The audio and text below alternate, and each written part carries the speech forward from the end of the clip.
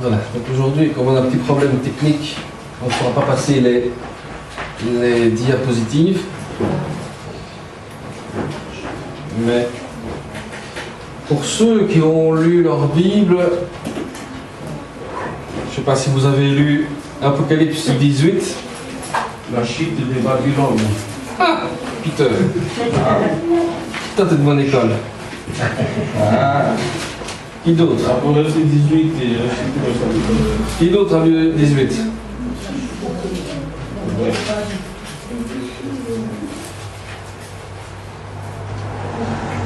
Peter, peux-tu m'expliquer en deux mots, trois mots un petit peu ce que tu as compris sur la chute de Babylone? Oh.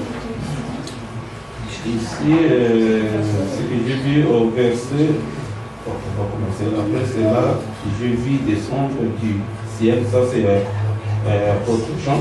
Ouais. C'est un autre ange qui avait une grande autorité, et la terre fit éclairer de sa gloire. Voilà. Il cria d'une voix forte, disant, elle est tombée, Babylone, le grand, elle est devenue une habitation des démons. Amen. Amen. Et répétez de tous les esprits impurs, et répétez de tout oiseau impur, Ouais. et au Dieu, parce que toutes les nations sont vides de la livre de. J'ai entendu ce que tu as compris dans le texte, je ne demande pas de lire tout le texte. Voilà. Et ça, moi, j'ai vu que la gloire de Dieu est venue comme au moment de la chute de la grande Babylone. Babylone, ouais. Et en plus, là-dedans, dans le pays de Babylone, il y avait les serviteurs de Dieu, il y avait des enfants, ceux qui se faisaient qui s'efforçaient pour vraiment demeurer dans la parole. Ce sont eux que Dieu a envoyé un ange pour venir les sauver, les faire quitter dans cette grande tribulation. C'est très bien. Quelqu'un d'autre a lu Apocalypse 18? Non.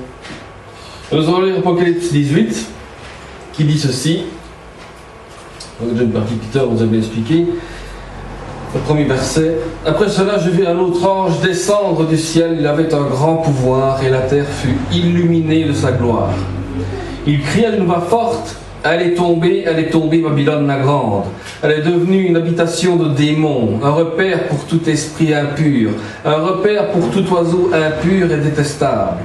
En effet, toutes les nations ont bu du vin de la fureur de sa prostitution.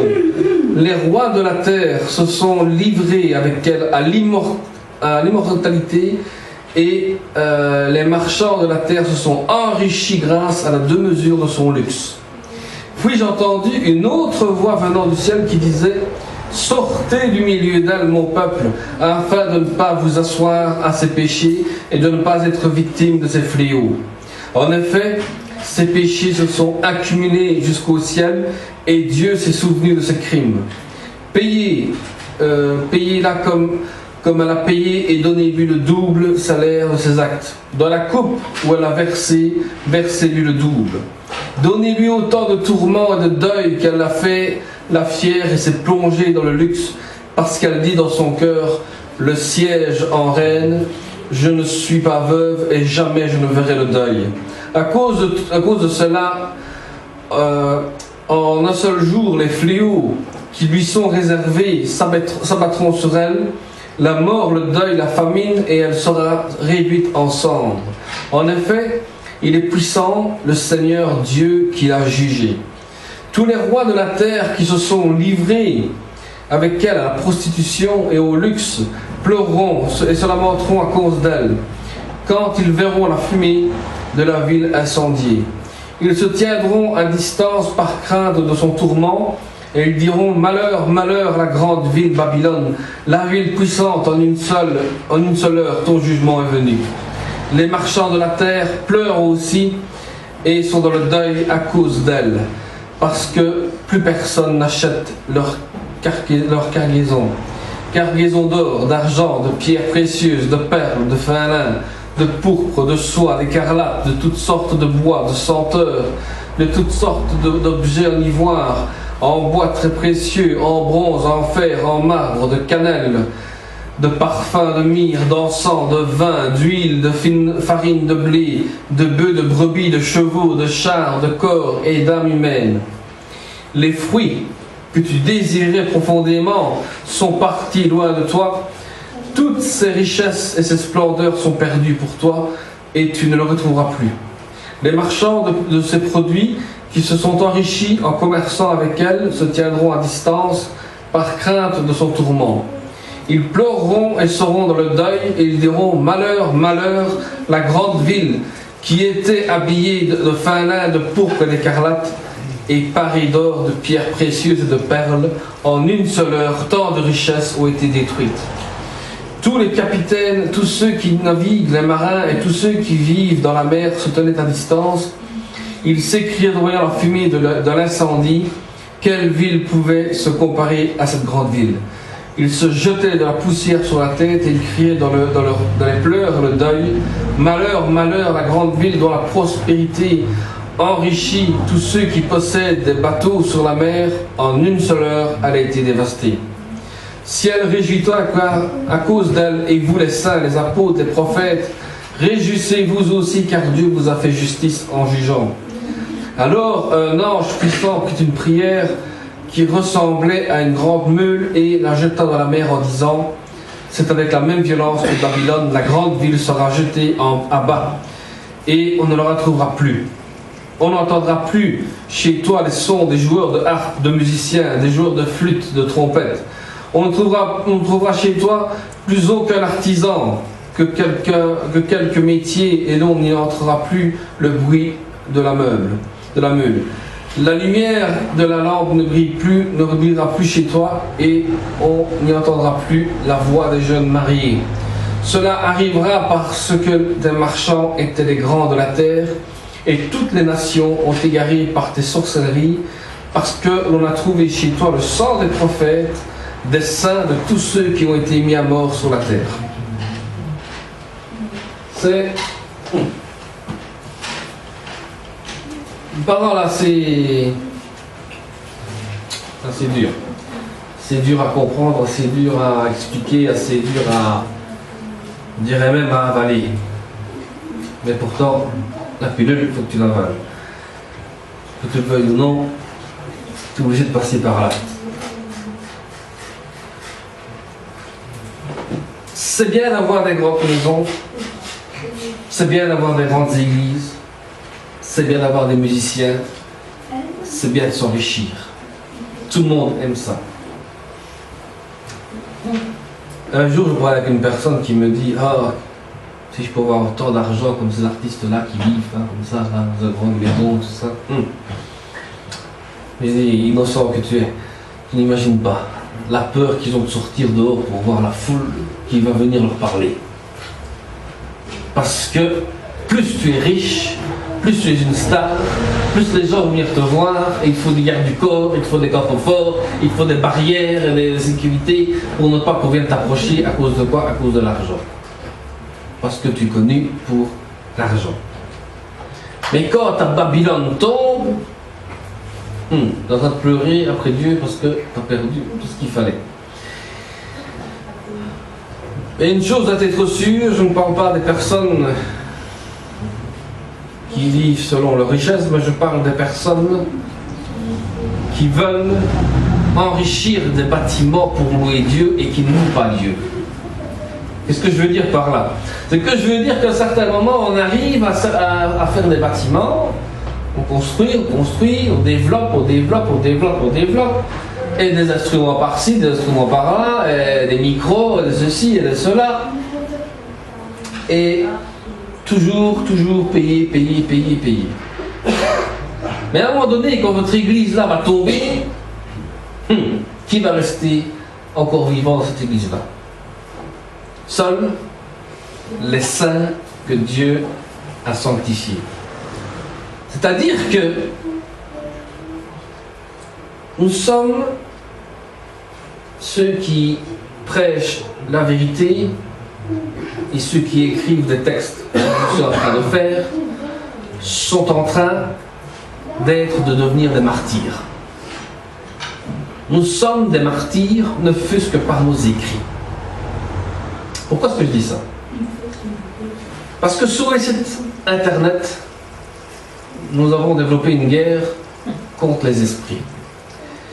Plus j'ai écrit des choses, et plus j'ai des retours qui me reviennent en me disant: mais qui es-tu toi, qui te fait passer pour un démon et qui demande de l'argent à tout le monde?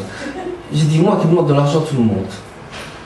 J'ai dit: c'est toi, dans l'église où tu te trouves, avec l'esprit de mammon, tu demandes de l'argent à des gens pour construire un temple dont il tombera en poussière. Et toi avec. Parce que les saints qui étaient là vont sortir vivants. Mais toi qui as voulu jouer avec l'argent des saints, mon ami, t'es parti avec mammon et le diable en même temps. Donc c'est pour ça qu'on parle de la Babylone la grande, la prostituée, les églises. Vous vous rappelez des églises qui se prostituent? Vous vous rappelez de ça? Je dois vous le rappeler encore une fois. C'est bien rentré dans votre tête. Les églises qui se prostituent.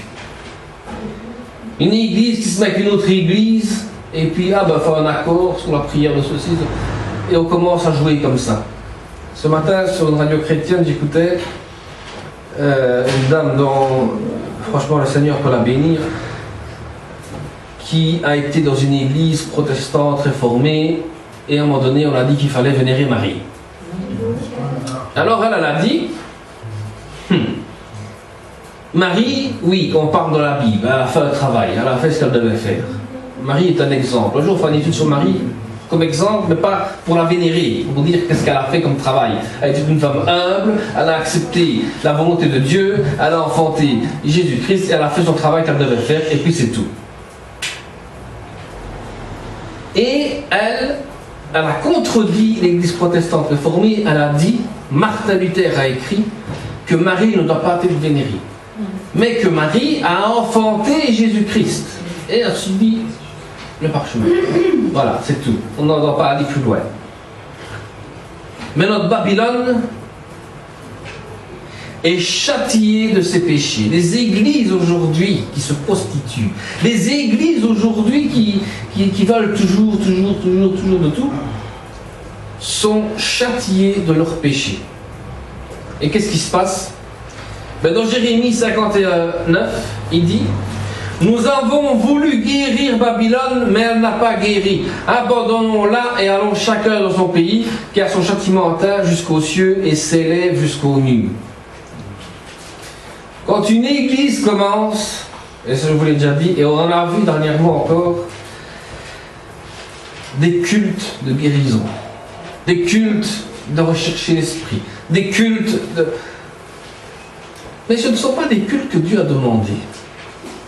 Ce matin, on a dit ceux qui veulent qu'on prie pour lui parce qu'il est malade, qui viennent, on prie pour lui.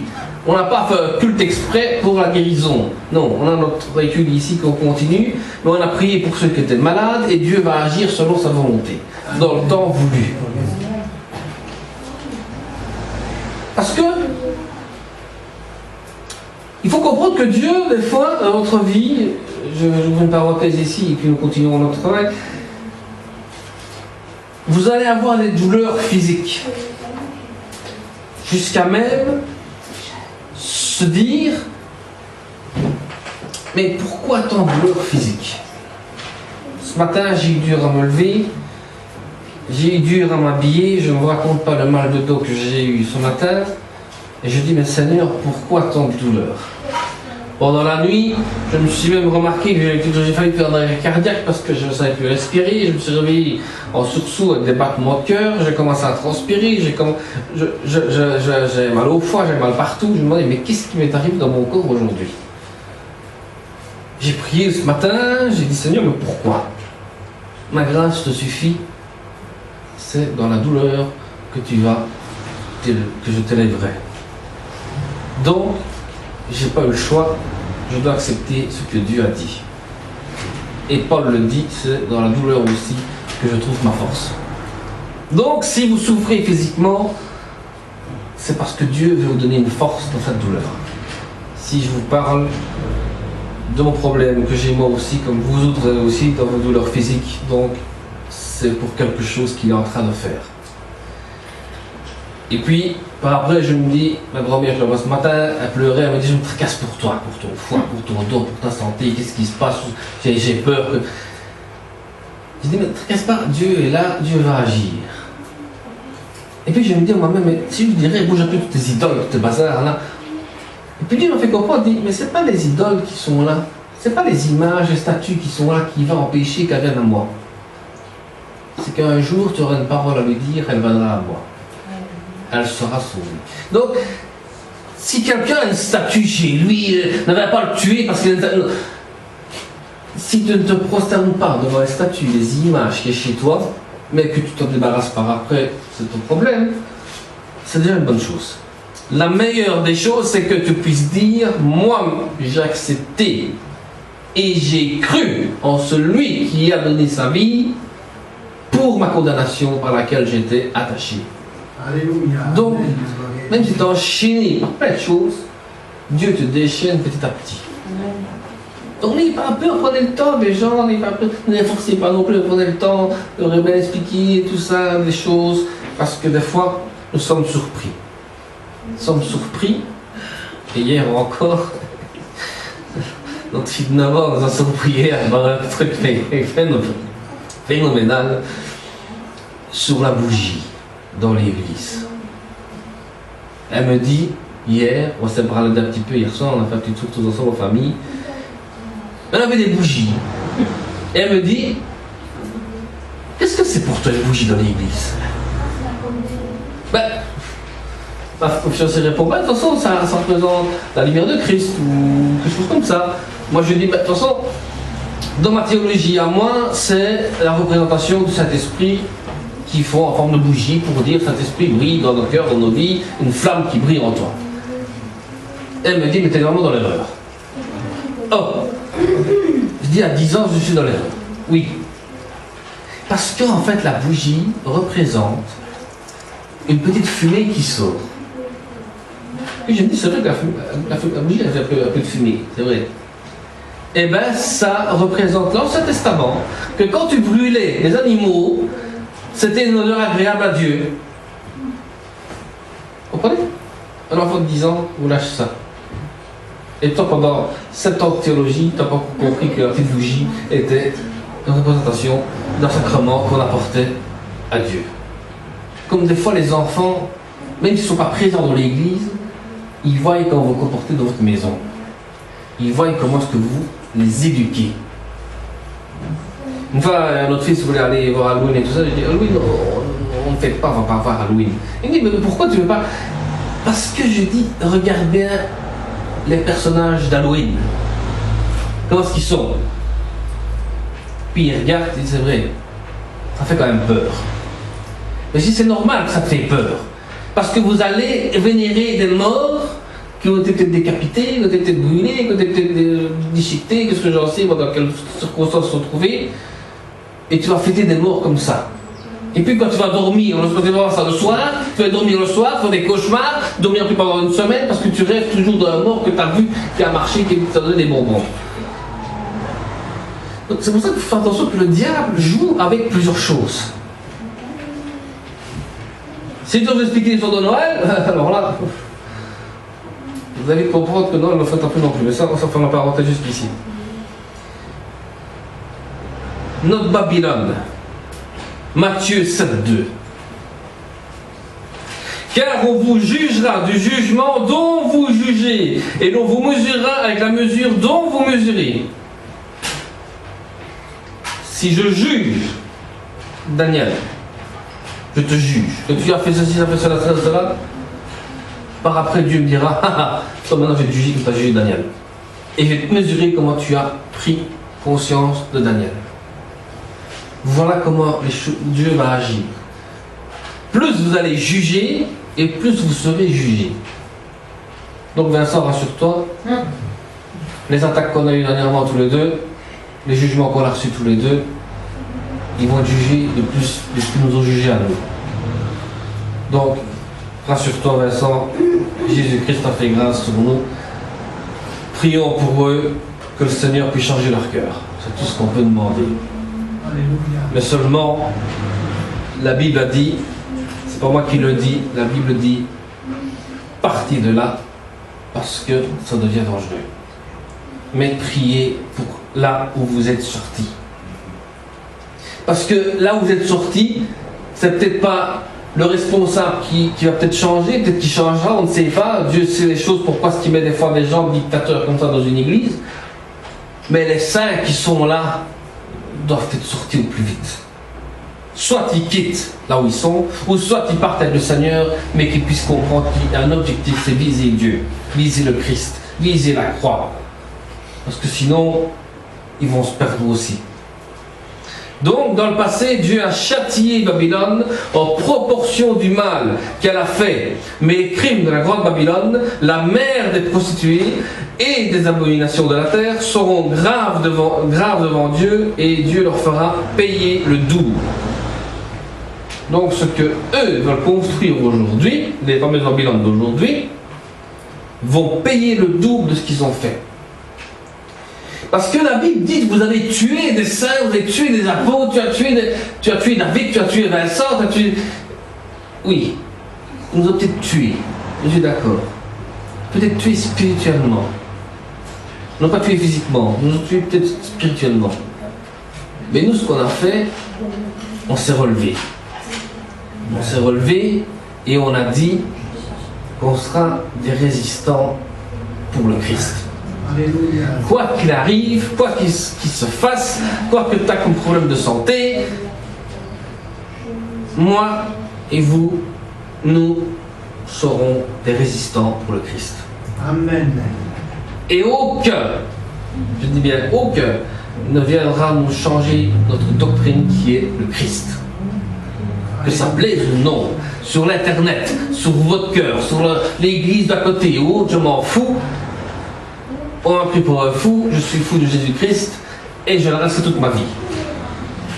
Une fois j'ai eu un médecin, il m'a dit, moi j'ai dit, moi je sais, je crois à mon Jésus qui va faire quelque chose. Il me dit, monsieur, vous êtes carrément fou, vous êtes devenu fou, vous êtes devenu schizophrène, vous entendez des voix, vous êtes devenu carrément, je suis peut-être fou, je suis d'accord, mais je suis fou de Jésus-Christ. Moi j'aime mon Jésus. Si toi tu l'aimes pas, je m'en fous, moi j'aime mon Jésus, et c'est mon Jésus à moi, et je ferai de tout pour que tout le monde puisse voir ce Jésus dans leur vie. Ça, c'est l'importance. La Babylone consumée par le feu. Ésaïe 47, 7, 9 dit: tu disais à toujours, je serai souveraine. Tu n'as point mis dans ton esprit, tu n'as point songé que cela prendra fin. Écoute maintenant ceci, voluptueuse, qui t'assied avec assurance et qui dit dans ton cœur, moi et rien que moi, je ne serai veuve, et je ne serai jamais privée d'enfants. Ces deux choses t'arriveront subitement au même jour, la privation d'enfants et le veuvage. Elles fondront en plein sur toi, malgré la multitude de tes sortilèges, malgré le grand nombre de tes enchantements. Ce qui veut dire ici, dans l'Apocalypse, il était bien marqué, qui disait que nous avons toujours des enfants. Et je prends la responsabilité de le dire, que certains responsables d'église fassent attention à ce qu'ils disent. Parce que quand on vient vous dire, ah, moi dans mon église, dimanche passé, j'ai eu 5 nouveaux membres qui sont arrivés, et l'église est en train de s'agrandir. Malheur à ceux-là, parce qu'un jour, s'ils continuent leur prostitution, ils vont se rendre compte que l'église part, et puis leur église devient veuve, parce qu'ils ont fait des choses qui ne sont pas dignes de Dieu. Là, ça devient dangereux. Moi, j'aimerais bien que quand il y a des nouveaux qui viennent ici, je dis gloire à Dieu, il y a des nouveaux qui sont là. Je ne vais pas les vanter à tout le monde, tu sais, moi j'ai... Non. C'est vrai qu'une fois, quand j'ai commencé comme pasteur, j'ai commencé dans une église avec 2 personnes. Il y avait un que j'appelais ça le Saint-Christin, il ouvrait juste la porte pour ouvrir l'église, et puis une petite dame qui, ça faisait des années qu'elle était là, et ça faisait des années qu'elle prie toujours la même chose, qu'elle chantait toujours la même chant. Et puis je dis, mais c'est pas possible, comment voulez-vous que cette église grandisse? Il n'y avait plus d'esprit. Alors je dis, mais nous allons commencer à chercher, à prier pour l'esprit, et puis petit à petit, l'église s'est agrandie. On a eu un peu plus de membres. Pourquoi? Parce qu'on a prêché la vérité. Et les gens reçoivent de la vérité. Et nous ne sommes pas vantés en disant ah, nous avons commencé. Non. Nous on a dit gloire à Dieu parce qu'il y a des gens qui sont rentrés. Comme ici, on a commencé avec un petit groupe, et on finit avec un grand groupe. Et je dis gloire à Dieu parce qu'il y a des gens qui sont assoiffés de Dieu. Il y a des gens qui ont soif, il y a des gens qui ont faim de Dieu. Donc Babylone la Grande veut dire je suis en reine, mais précède toujours la ruine de Dieu. La ruine et Dieu résiste à l'orgueilleux. Babylone doit recevoir et connaître qu'il va subir Sodome et Gomorrhe. Pourquoi? Parce que l'Église d'aujourd'hui, c'est vrai qu'il faut se soumettre à la loi, je ne dis pas le contraire. Mais pas toutes les lois. Attention à ce que Romains 13 dit sur la loi. Parce que si on commence à rentrer et à dire ah, les homosexuels, il faut les marier, moi je suis contre. Amen. Je ne sais pas si c'est mon avis, mais moi je suis contre. Si l'homosexuel vient et dit nous voulons connaître Jésus, d'accord, je t'enseigne sur Jésus-Christ. Puis tu me dis je sens des changements en moi. Je dis gloire à Dieu, c'est parfait. Tu deviens un disciple de Christ. Et puis tu dis je dois quitter mon compagnon parce que je crois que je vis dans l'erreur. Ah, je dis alléluia, là Dieu a guéri ton cœur. Et puis ensuite il continue le chemin. Là nous sommes appelés à faire ça. Mais si nous sommes appelés à laisser rentrer les gens dans l'église, ils continuent à faire des choses qu'ils ne font pas, ce n'est plus une église, ça devient une Babylone. Et ça devient Sodome et Gomorrhe. Sodome et Gomorrhe, c'est qu'on laisse rentrer tout dans l'église, on laisse faire tout dans l'église. Donc c'est là qu'il faut faire attention.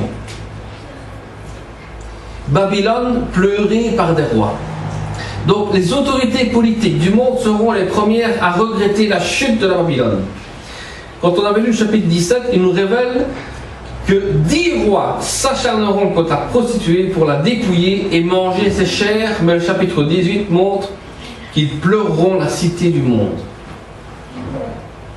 Il y a un combat spirituel qui se fait ici sur terre, mais nous on ne voit pas. Mais seulement nous constatons que ce n'est plus une guerre spirituelle, mais ça devient une guerre charnelle. Pourquoi? Pour former une seule religion. Ils veulent arriver à une seule religion. Donc ils se battent entre eux, ils se tuent quasi entre eux pour faire une religion. Et ça date depuis bien longtemps après Jésus-Christ. Nous n'avons pas encore fini cette guerre de religion. Elle continue et elle continuera encore jusqu'au jour où on va vivre l'Armageddon, où là Jésus-Christ viendra trancher les choses et dira maintenant c'est terminé. C'est moi le Seigneur, c'est moi qui régnera sur cette terre. Et vous les Babylones et les choses, vous serez détruits par le souffle de Dieu. Donc la Babylone a fait prospérer l'économie sur la puissance mondiale de la monnaie, sur le marché d'échange financier qui s'effondre, entraînant l'équilibre d'équipe mondiale. La Bible a parlé tantôt des marchands qui s'enrichissent pour la Babylone. Combien de fois, j'ai pas vu une fois mon père qui disait à certaines personnes dans une église, ne donne pas l'argent ici, donne-moi l'argent dehors. Parce qu'ici c'est un lieu où on prie. Mais c'était devenu quasi maintenant un marché. Des fois je me disais, mais Jésus, est-ce qu'il n'a pas chassé des gens dans le temple? Et puis il n'a pas dit ici c'est un temple de prière. Et pourquoi alors, parce que les marchands sont là, avant qu'on fasse le culte, ils sont en train de vendre tout le machin? Ici, oui, nous faisons peut-être une vente de vêtements une fois par mois, je suis d'accord, mais ceci sert pour le royaume de Dieu. Nous sommes bien d'accord. Ici, on ne vend pas les choses pour dire ah ben je mets dans ma poche parce que non, c'est pas ça. Certaines églises sont arrivées à ce qu'on vend des choses pour comme ça, pour remplir la caisse, pour dire qu'on a une grosse caisse, pour dire qu'on a le compte en banque qui grandit, on s'enrichit et puis on s'enrichit sur plein de choses. Non, c'est pas ça. C'est pas ça. Faire attention, ce n'est pas ça. Parce que la puissance mondiale de la monnaie sur le marché, on va faire attention parce que bientôt, avant la puce, ça je parle, bientôt nous allons avoir la monnaie unique. Elle est déjà en route. Nous avons déjà 2 monnaies uniques, l'euro et le dollar. Nous sommes bien d'accord, avec l'euro, ouais, dans toute l'Europe. Avec le dollar, tu peux aller dans le monde entier. Mais ce qu'on fait par attention sur le dollar, parce que je n'ai pas de billet ici de dollar, j'en avais avant, mais je donnais à la Banque nationale pour le changer. Il y a la fameuse pyramide et l'œil des Illuminati dessus. Donc ce qui veut dire que vous enrichissez la franc-maçonnerie et les Illuminati. Donc ça, faut faire attention avec cette monnaie mondiale. Faire attention des fois où on achète des choses, parce que des fois on enrichit quelque chose qui n'est pas de Dieu. Donc les riches qui ont exploité les ouvriers pour s'enrichir sont tombés dans la débauche et le luxe. Par la suite, ils tombent dans la ruine.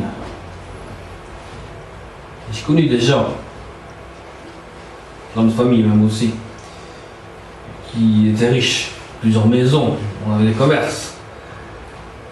Puis un jour est arrivé que le diable s'est faufilé entre deux et la chute est tombée. Ils se sont retrouvés sans rien, ni l'un ni l'autre. Pourquoi?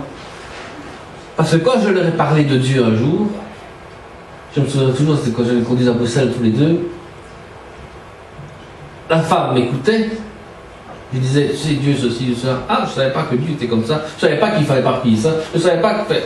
On a fait un petit débat. Et son mari, lui, qu'est-ce qu'il a fait? Marre de m'écouter pendant une heure, a mis ses trucs sur ses oreilles, écoutait de la musique.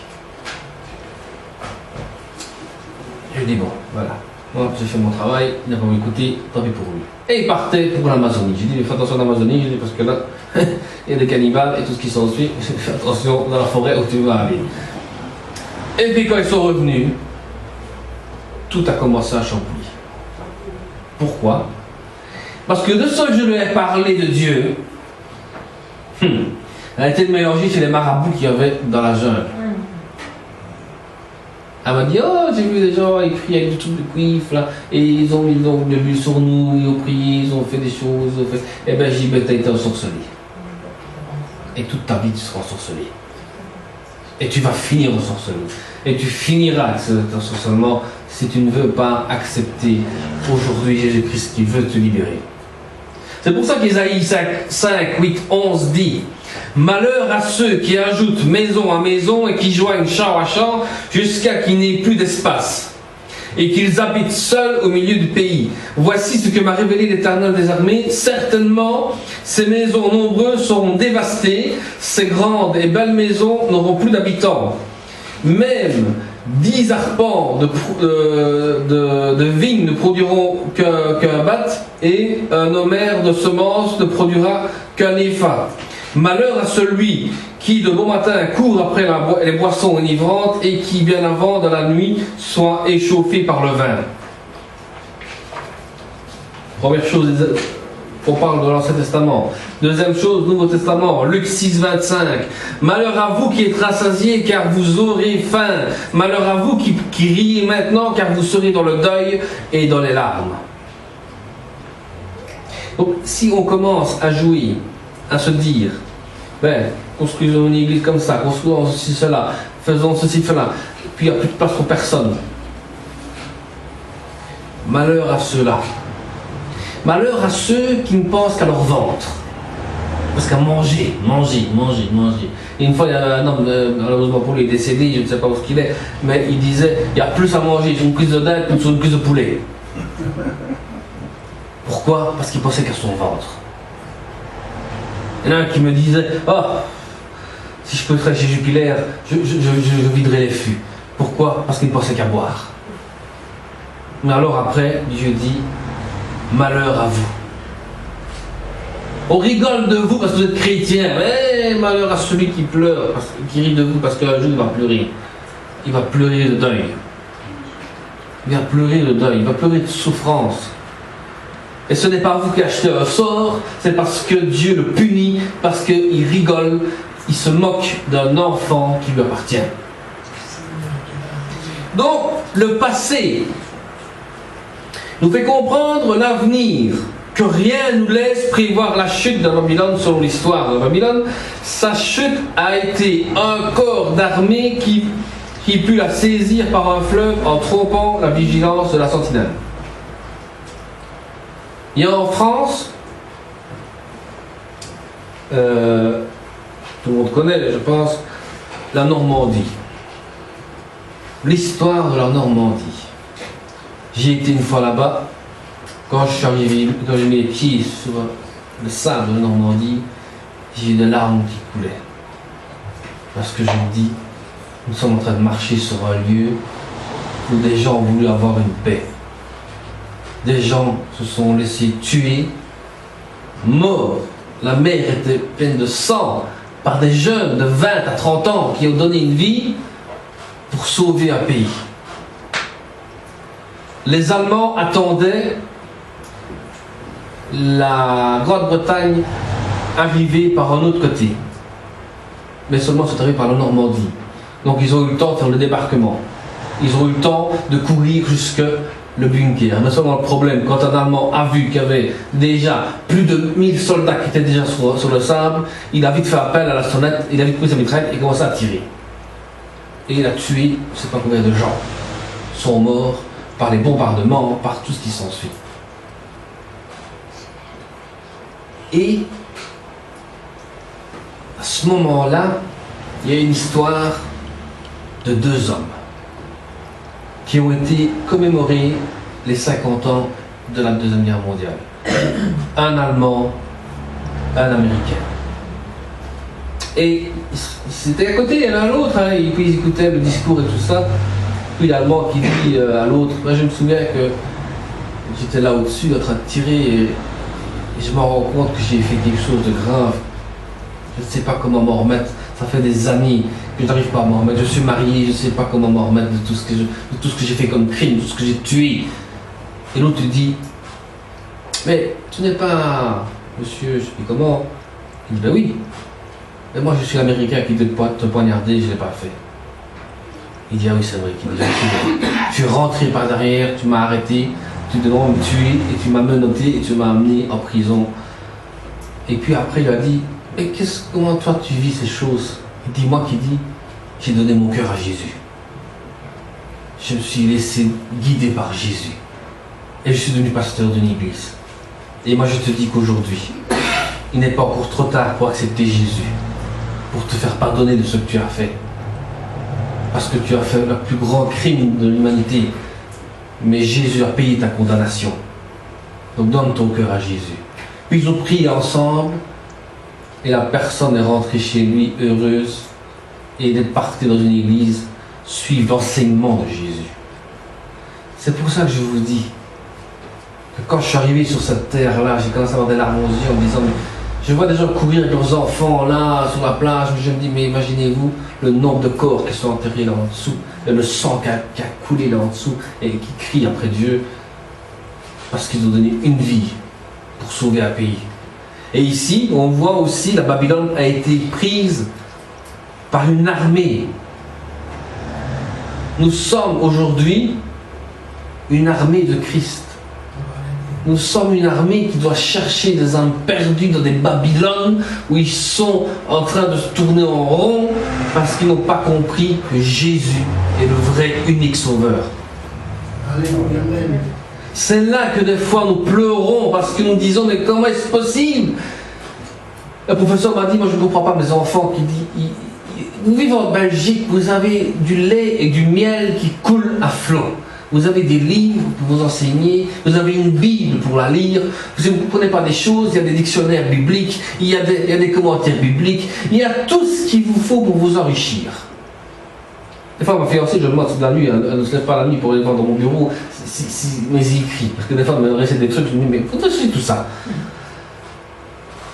Moi, je sais que dans mon bureau, il y a des écrits, il y a beaucoup de livres aussi, mais malheureusement, je suis désolé pour vous dire ça, mais il y aura beaucoup d'écrits qui vont être stockés dans mon bureau.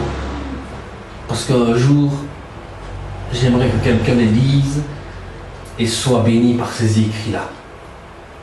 Parce qu'il aurait été enseigné de connaître le vrai, unique Jésus-Christ. Qu'on a élevé tous ensemble ici. Qu'on fait régner tous ensemble ici. Et qu'on a fait comprendre que le chef de cette assemblée, c'est Ah, amen. C'est bien. De temps en temps, vous pouvez parler aussi, parce que c'est moi qui me fatigue ici. Donc, la prophétie de Daniel, 5, 3, 4. Mon cher fiancé, je suis désolé, c'est ta révélation à toi. Alors on apporta les vases d'or qui avaient été enlevés du temple de la maison de Dieu à Jérusalem, et le roi et ses grands, ses femmes et ses concubines s'en servirent pour boire, ils burent du vin, ils louèrent les dieux d'or, d'argent, d'airain, de fer, de bois et de pierre. Voilà, c'est quoi qui est arrivé? Une assemblée. On a été chercher les vases d'or de Dieu. Et on a bu du vin dedans. Et vas-y, ma maîtresse, bois. Et puis après, on couche ensemble. Et vas-y, toi, ma belle-sœur, bois, et puis tu couches avec mon frère. Et vas-y, fais ceci. Et vas-y, fais cela. Oui. Et puis on loue les dieux. Et je loue Saint-Vincent, je loue Saint-Carmela, je loue Sainte-Séverine, je loue tous les machins. Et puis ils n'ont pas compris qu'après, le jugement arrive. Ils n'ont pas compris. La main de Dieu a tracé un verdict qui dit ton règne à sa fin. La Babylone s'est faussée et le temps s'écroule. Les grands seront livrés au dernier moment à l'ivresse, la luxure et à la débauche. Quand le roi commence à boire là comme un fou, je bois.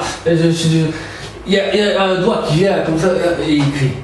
Là, et écrit. Personne ne sait le lire. Les magiciens. C'est un écrit qu'on n'a jamais vu.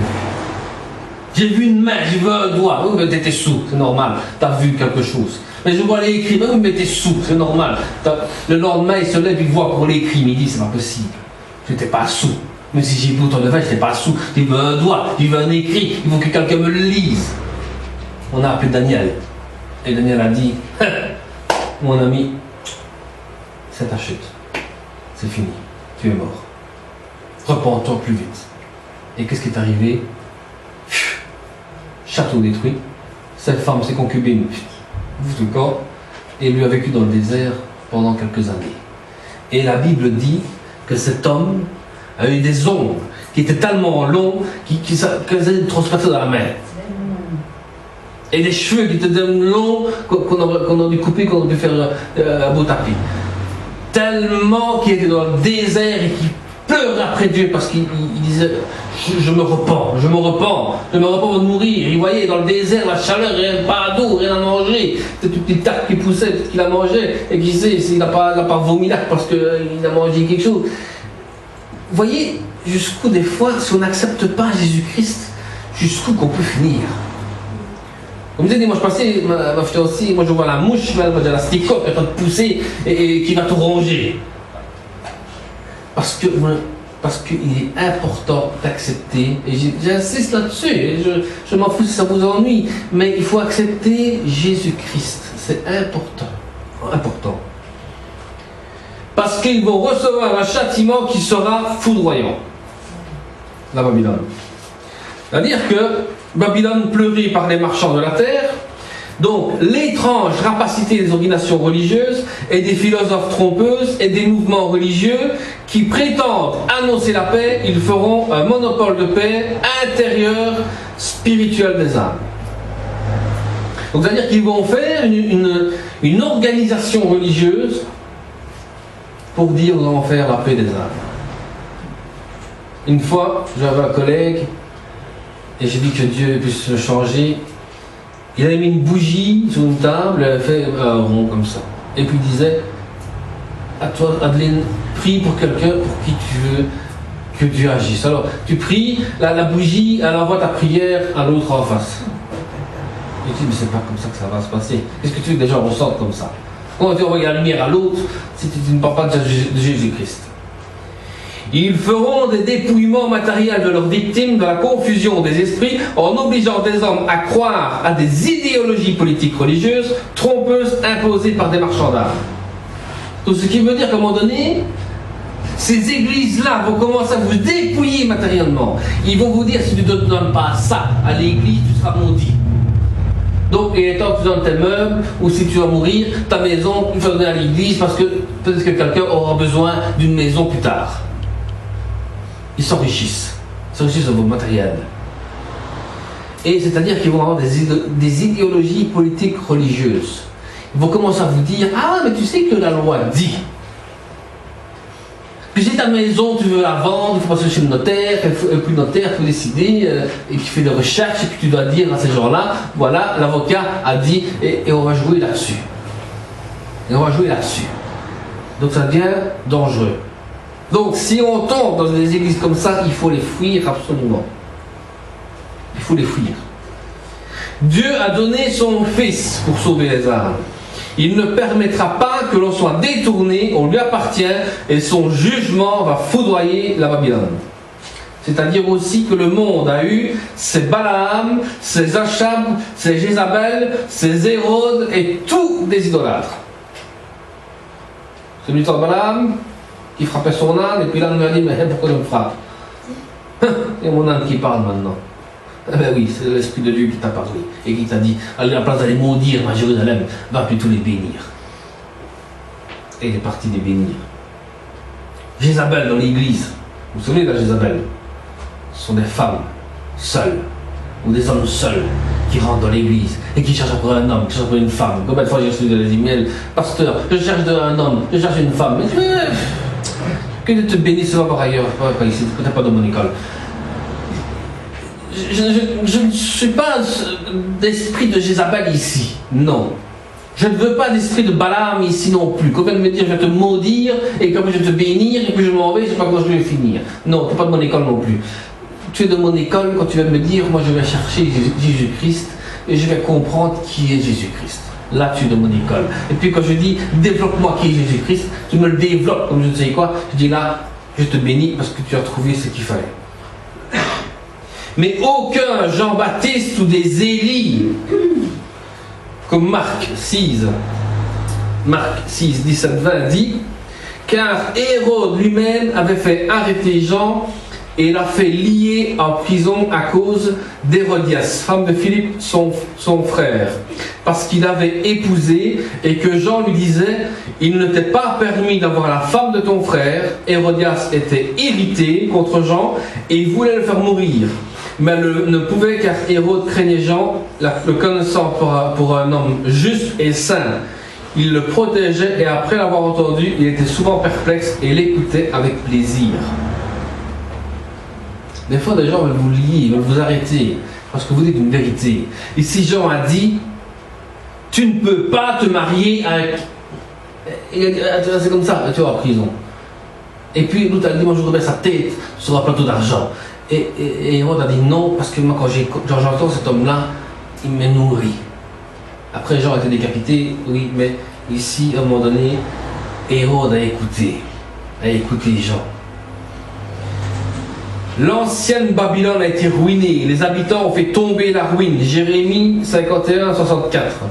Ainsi Babylone sera submergée, elle ne s'élèvera pas des malheurs que j'amènerai sur elle, ils tomberont épuisés. Jusqu'ici sont les paroles de Jérémie. Matthieu 21, 21 dit, Jésus leur répondit, je vous le dis en vérité, si vous aviez de la foi, que vous ne doutiez point, non seulement vous feriez ce qui a été fait, ce figuier, mais quand vous diriez à cette montagne, ôte-toi de là, jette-toi dans la mer, cela se fera. C'est-à-dire qu'à un moment donné, le poids que vous avez sur vous, si vous avez même une toute petite foi en Jésus-Christ, vous direz à la montagne, jette-toi dans la mer, c'est-à-dire que tous mes problèmes sont jetés dans la mer. Parce que moi j'ai dit au nom de Jésus que toute chose soit bougée. Et quand tu le dis au nom de Jésus, avec la puissance et l'honneur du Saint-Esprit, tu verras que les choses vont agir. Mais seulement tu dois prononcer un nom. C'est Jésus. Réveillez-vous s'il vous plaît. Je crois que je vous ai perdu. Babylone, un souvenir que Dieu efface. Donc vous savez, un jour Dieu va effacer de vos problèmes. Ne soyez pas toujours attristés pour ce que vous avez des problèmes, pour vous santé. Mais fiancé des fois toujours attristé, pas là-dessus. Dieu va vous bouger ces problèmes-là. Daniel 3, 5, 11 dit, Au moment où vous entendrez le son de la trompette, alléluia, du chalumeau et de la guitare et de la sambuc, du psaltéron, de la cornemuse et toutes sortes d'instruments de musique, vous vous prosternerez et vous adorez la statue d'or qu'a élevée le roi Nebuchadnezzar. Quiconque ne se prosternera pas et n'adorera pas sera jeté à l'instant même au milieu d'une fournaise ardente. Nous, on a une trompette qui doit sonner, mais c'est pas celle-là pour aller s'agenouiller devant une statue. Donc c'est pourquoi au moment où tous les peuples entendirent le son de la trompette, du chalumeau et le reste, et toutes sortes d'instruments de musique, tous les peuples, les nations et les hommes de toute langue se prosternèrent et adorèrent la statue d'or qu'avait élevée le roi Nebuchadnezzar. Et à cette occasion, et dans le même temps, quelques Chaldéens s'approchèrent et accusèrent les Juifs. Ils prirent la parole et dirent au roi Nebuchadnezzar: Ô roi, vis éternellement. Tu as donné un ordre d'après lequel tous ceux qui entendraient le son de la trompette, du chalumeau et du reste, et tout un instrument, devraient se prosterner et adorer la statue d'or, et d'après lequel quiconque ne prosternera pas et n'adorerait pas serait jeté au milieu d'une fournaise. On a vu 2 hommes qui ne se sont pas prosternés devant la statue quand c'était le son de la trompette. Vincent et David ne sont pas prosternés devant une statue. Vincent, on va dans la fournaise. On va dans la fournaise et tu n'es pas consumé. Le roi regarde, il y a Peter qui est avec nous. 3e personne. Comment c'est possible? Le roi se dit: c'est pas possible, il a mis 2 personnes, il y en a 3. Parce que dans ta fournaise, il y a Dieu qui est avec toi. Parce que dans ta fournaise, là où tu vis, les douleurs, le massacre, Dieu est là. Tu peux même brûler, te brûler. Dieu est avec toi dans tout. N'ayez pas peur de vous tracasser, de mettre les contributions à payer. Tu les payes, c'est pas grave. Dieu est avec toi. Dieu est avec toi. Ma grand-mère est revenue d'Italie, et elle me dit: oh, on a plus de 200 € d'eau à payer. Mais qu'est-ce que tu te tracasses pour 200 € d'eau? Tu es malade pour ça. On paye, c'est fini, Dieu fera les choses. J'ai trouvé ce qu'il y avait une fuite, on a réparé la fuite, et la fuite est finie. Voilà. Donc s'il y a une fuite dans ton état spirituel, dis-toi que Dieu est là pour aller la reboucher. Ne cherche pas de silicone. Dieu va te mettre là, le doigt là où il faut, au moment voulu. Si tu dois souffrir, n'aie pas peur de souffrir, parce que Dieu est en train de te guérir. Si je vous donner un exemple, pourquoi on doit souffrir et Dieu nous guérit, c'est parce qu'à un moment donné, je vais vous donner un exemple, j'ai passé une gastroscopie, c'est la plus horrible des choses que l'on peut avoir dans une vie humaine. Enfin bon, c'est autre chose. Pour moi, ça a été quelque chose, ma fiancée me contredit, mais moi, bon, je vous dis, je la contredis aussi. À un moment donné, on vous met là le machin, le cathéter là pour vous faire dormir. Alors là, tu te vois dormir, tu te demandes qu'est-ce qui se passe, et puis on t'ouvre la bouche, tu te mets un bazar dans la bouche, tu es en train de souffrir parce que ta mâchoire est tellement ouverte que tu ne sais plus la fermer, et puis on passe au tuyau et tu sens que ça passe là dans la gorge, ça descend jusqu'à l'estomac, tu te dis mais qu'est-ce qui se passe, je suis en train de mourir, et puis après tu sens un autre bazar qui rentre là pour aller chercher, on appelle ça une bioscopie, une biopsie. Je peux vous dire que le lendemain, je n'osais plus manger, je n'osais plus boire, je n'osais plus rien, tellement que c'était une chose horrible. Et pourtant, c'est la chose qui m'a guéri. Parce que j'avais un ulcère sans le savoir. J'avais un ulcère. J'aime pas que j'avais un ulcère. On dit, mais non, t'as un ulcère, il y a tout qui brûle. Mais je ne sentais rien. Un ulcère de 5 mm. Énorme. Je ne savais même pas que j'avais un ulcère. Et pourtant, Dieu a agi au moment voulu. Donc j'ai souffert pendant qu'on me mettait tout le machin, mais après, Dieu a guéri. Dieu a agi. C'est pour ça qu'il ne faut pas vous tracasser de vos douleurs physiques ou autres. Dieu agit à chaque moment. C'est pour ça que nous souffrons, parce que Dieu agit sur ta souffrance. La chute de la Babylone a été une grande cause de joie et de réjouissance dans les cieux. la destruction de Babylone sera des chants d'Alléluia. Souvenez, le vendredi, le dimanche, on chante toujours Alléluia. Et puis Peter nous conduit encore dans le chant d'Alléluia. Parce qu'un jour, nous allons chanter Alléluia. Parce qu'un jour, tu seras dans la joie. Parce qu'un jour, tu diras, Alléluia, j'ai réussi. Alléluia, ma Babylone, elle est tombée. Alléluia, mes ennemis m'ont laissé tranquille. Et bien, tu diras, Alléluia, j'ai réussi. Et tu diras, Alléluia, gloire à Dieu, parce qu'aujourd'hui,